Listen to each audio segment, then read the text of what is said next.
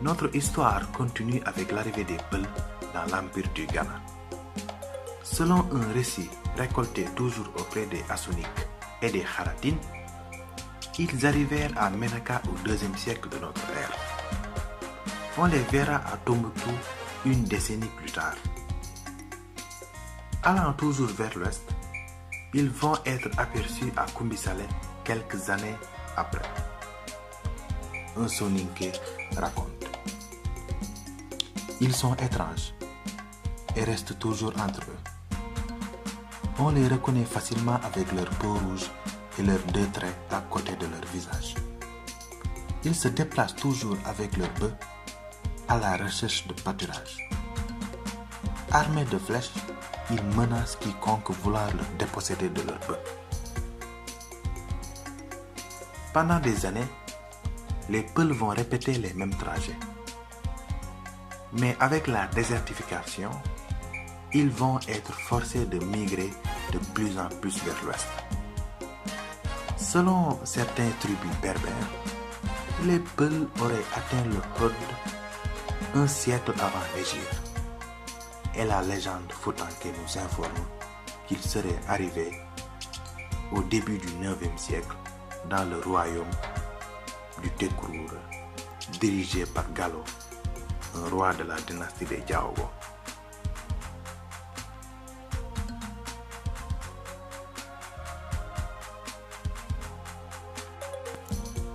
Certains d'entre eux vont s'y sédentariser et ils seront appelés plus tard Toucouleurs. Le mot Toucouleur signifiant peut-être Peul du Tekrour.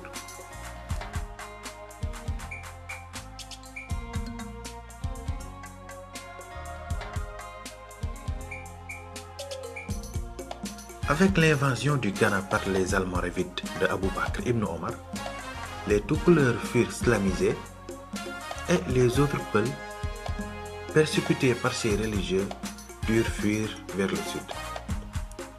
Un premier groupe trouva refuge dans ce qui va être plus tard le Gabou. Un second groupe se réfugia dans le Bundu. Le troisième groupe gagna le Massina et fut rejoint par les autres tribus Fula nomades de la région. Et une partie d'entre eux vont s'installer en pays Hausa. Un quatrième groupe va se sédentariser dans un territoire qu'ils vont eux-mêmes appeler Fouta Djallon. Bien que certains d'entre eux sont devenus sédentaires, une bonne partie est toujours nomade. Ils vont surtout se déplacer dans un axe ouest-est jusqu'à atteindre les régions du lac Tchad et le nord de l'actuel Cameroun. C'est ainsi qu'ils se sont étendus sur une bonne partie de la bande sahélienne du Sénégal actuel au Soudan. Au XIIIe siècle, l'empire du Mandé naquit. La charte du Mandé énoncée par Soundiata Keita intégra dans la paix des ethnies aussi diverses que sont les Touaregs, les Wolofs, les Songhai, les Djalonké, les Malinké, les Dogons et bien sûr les Peuls.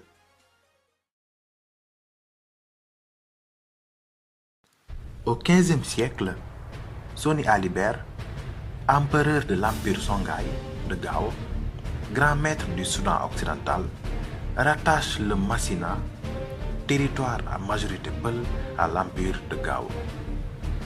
Dans toutes les zones où les Peuls sont présents, ils vont être métissés partiellement avec d'autres ethnies locales. Par exemple, les Sérères au Tekrour, les Malinké dans le Gabou et les Hausa en pays Hausa. Jusqu'à cette époque, les Peuls ont toujours été soumis par d'autres peuples. D'abord les Soninké dans le Ghana, les Manding au Mali et dans le Gabou, les Songhai dans le Gao, les Wolofs dans le Jolof et les Hausa en pays Hausa. Ils étaient victimes de beaucoup de superstitions, de primades et n'avaient pas véritablement de royaume, d'état propre. Menant une vie nomade, errant de royaume à royaume, ils n'avaient pas de véritable chef sur qui s'appuyer, avec lequel ils pouvaient s'organiser, se défendre et se faire respecter.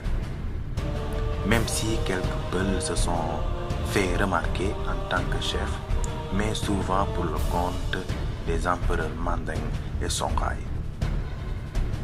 Le seul état où les Peuls avaient plus ou moins réussi à s'intégrer était le Tekrour, dominé par les Wolofs à l'époque de l'empire que les Songhai appelaient Jolilofo, c'est-à-dire le Jolof.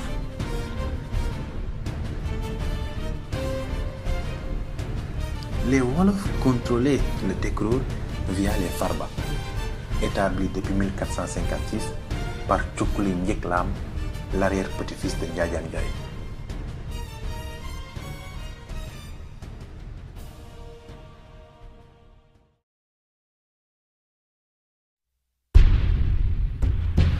Au début du XVIe siècle, Koli Tengala, voulant terminer ce que son père a commencé, c'est-à-dire réunir tout le peuple Peul dans un royaume dirigé par des Peuls, rassembla ce qui restait de son armée, renversa les Djalonké qui dirigeaient le Fouta Djalon et incorpora dans son armée une partie d'entre eux.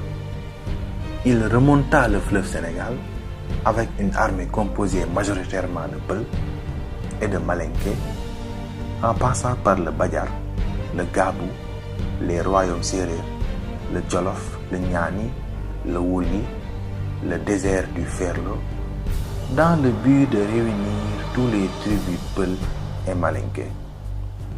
Il semblait que rien ni personne pouvait arrêter le fondateur de la dynastie des Diné-Yankobé. Il renverse les Farba et se met au trône du Fouta Toro, jadis Tekrour. Sa dynastie va régner sur le Fouta Toro jusqu'à 1776, année de la révolution des Torodo. Les Peuls vont connaître aussi d'autres royaumes, notamment le Massina et le Khalifa de Sokoto, fondé par Ousmane Tanfo Diop, fils d'un natif du Fouta Toro.